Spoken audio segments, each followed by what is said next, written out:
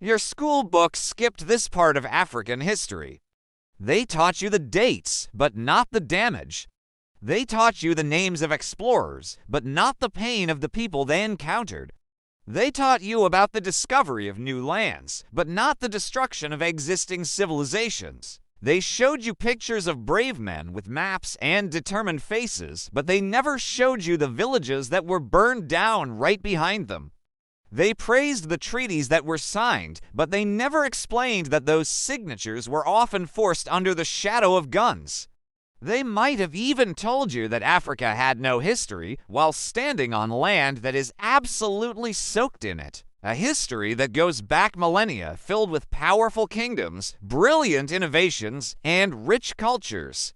Your school books didn't teach you about the borders drawn across the continent like deep scars, cutting right through families, languages, and ancestral lands. They didn't teach you how courageous resistance was often renamed rebellion to justify suppression, or how land that was stolen was simply called administration. They skipped the screams in the forests, the clanking of chains on the coasts, the heavy silence that was forced upon tongues that once spoke and sang freely. They skipped the stories of the queens who led armies into battle, the kings who refused to bow to foreign powers, and the farmers who cleverly hid seeds so that their culture, their food, and their way of life would survive for future generations.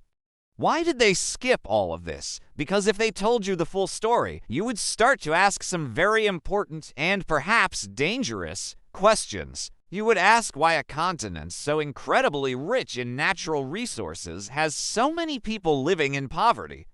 You would ask who really benefited from colonization and who is still paying the price for it today.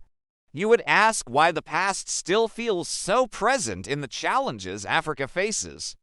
So, they simplified it, they sanitized it, they skipped it. But history doesn't just disappear because it's ignored or left out of a textbook. It waits. It waits in the stories passed down through generations. It waits in the collective memory of a people. And it waits in voices like yours and mine, ready to speak the truth. And now, all over the world, those skipped pages are finally being read aloud. Thank you for watching. If this resonated with you, please like, share, and subscribe to continue exploring the histories we were never taught.